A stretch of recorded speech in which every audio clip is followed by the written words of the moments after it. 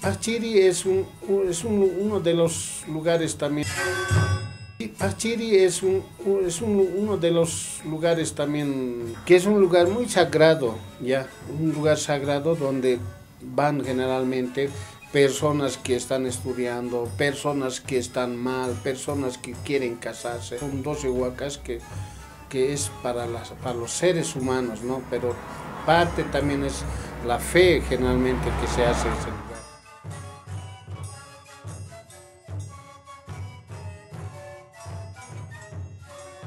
Con el contexto andino, y en el contexto andino hay también poblaciones de habla quechua y de habla puquina, y obviamente este tipo de traducción tiene que ver mucho con el proceso de desarrollo de las culturas en el contexto local, principalmente en la zona altiplánica, y está vinculado también con Tiwanaku.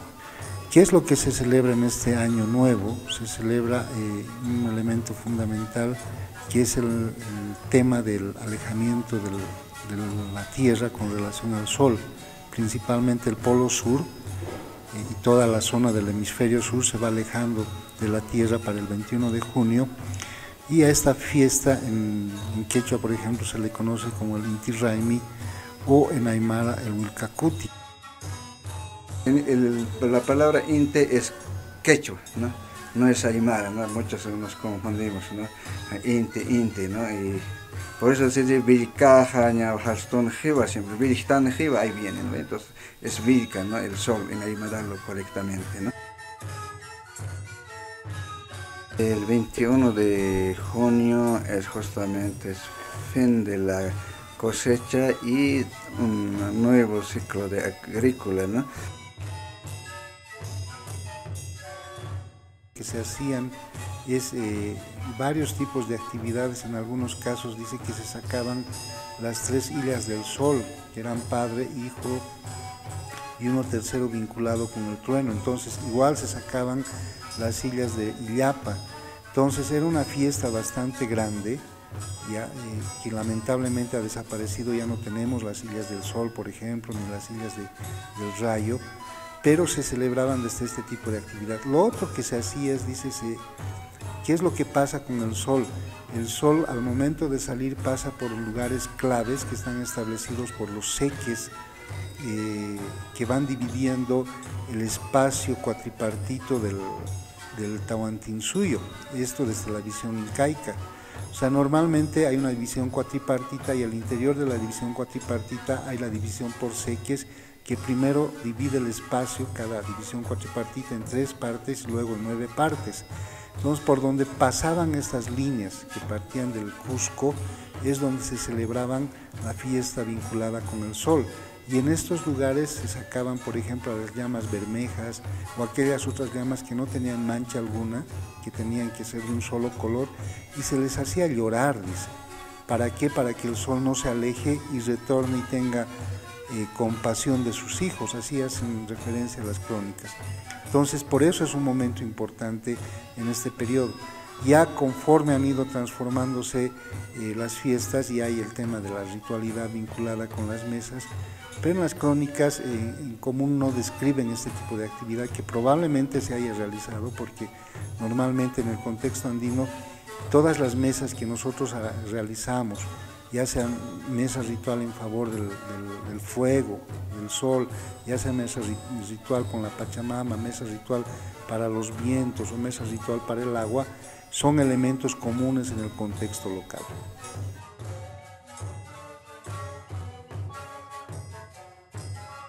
Y hacemos, antes de que salga el sol en sí, hacemos los preparativos con una mesa, o sea, preparamos. Aparte de eso, también con todas las personas que están en ese tema, en ese lugar, los realizamos un té con té antes de que salga el sol. Una vez que salga el sol, siempre, ¿no? Damos la mano al frente, donde sale el sol.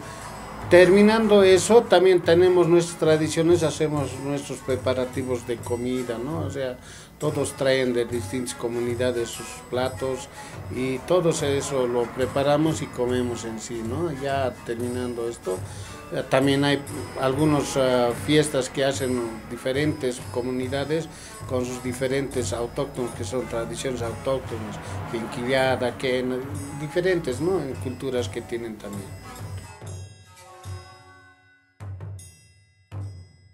Se ha tratado de encubrir, se ha tratado de invisibilizar esta festividad con otra fiesta que es cercanísima, que es la del 24 de junio, que es la fiesta de San Juan. Y siempre hemos asumido que San Juan es una fiesta vinculada con fogatas y es una fiesta vinculada con los rebaños, que evidentemente este santo tendría que ver mucho con este tema. Pero algo que es fundamental es que justo el 21 de junio lo que pasa en algunas comunidades es que se vela la llegada del sol esperando con pequeñas fogatas en diferentes lugares, y en algunos casos las fogatas también están ubicadas en los corrales de los animales, principalmente de las llamas. Entonces, ¿para qué se vela la llegada del sol? Es principalmente para primero calentar a la Pachamama, porque en este tiempo es el momento fundamental donde la Pachamama se ha enfriado. Ya sabemos que hasta el mes de mayo más o menos la Pachamama ha proporcionado todo tipo de alimentos, nos ha dado la producción agrícola fundamentalmente, y también obviamente nos ha proporcionado beneficios con el tema pecuario. Las llamas han tenido sus crías y otro tipo de animales, y en este momento es un momento de frío. Entonces la Pachamama se enfría y lo que hay que hacer es justamente esperar a la Pachamama que se caliente por medio de las fogatas, y obviamente se le pide al sol que no se aleje, que vuelva, que se genere este concepto del Virkakuti, que retorne el sol para que nuevamente comience este ciclo agrícola, ¿no? Obviamente después del 21 de junio todavía hay tiempo de preparación de la tierra, ya para septiembre ya se comienzan a generar los cultivos. Entonces, el otro momento importante es el 21 de diciembre, que ha sido encubierto por Navidad. Entonces, ya no celebrábamos ni 21 de junio ni 21 de diciembre, y estas fechas son fundamentales porque son marcadores agrícolas clave dentro de este proceso de ritualidad, ¿no? Entonces, ¿qué es lo que se hace normalmente? Es velar la llegada del sol con las fogatas. En algunos casos se establecen quemas en los linderos, fundamentalmente, digamos, para señalizar cuáles son los espacios que están delimitados en las comunidades y que son los espacios agrícolas para las próximas siembras. Algunas fiestas que son importantes en nuestro contexto, por ejemplo, son la fiesta de la primera cosecha, que normalmente es en el mes de febrero.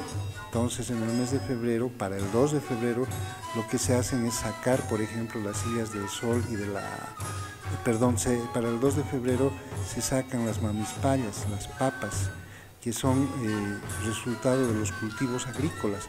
Entonces, en ese sentido, lamentablemente ahora, ¿qué es lo que se celebra en esa fecha? Es la fiesta de la Virgen de la Candelaria. En nuestro contexto es fiesta de la Pachamama, lo mismo que pasa en agosto, para el 5 de agosto, que es la fiesta de la Virgen de las Nieves, o en Copacabana, por ejemplo, es la fiesta de la Virgen de Copacabana, que también se replica el 2 de febrero. Entonces, han habido así fiestas que han encubierto la ritualidad como tal, o lo que pasa, por ejemplo, con el Tata Santiago, que ha encubierto a Villapa, que es la deidad mayor que tenemos en el contexto andino, y que es la entidad vinculada con el fuego y el agua, y que está presente tanto en julio como en noviembre y diciembre con el tema de la llegada de las lluvias. Entonces, así se han ido encubriendo varias fiestas que son bastante importantes en el contexto andino.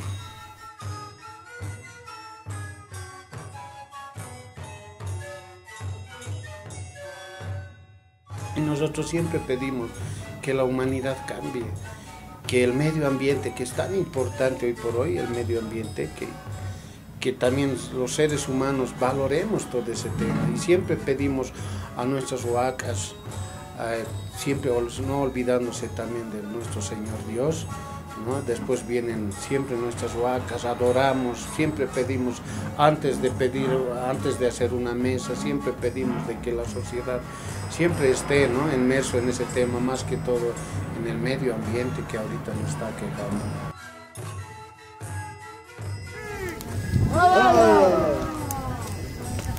¡Oye, ya los 20!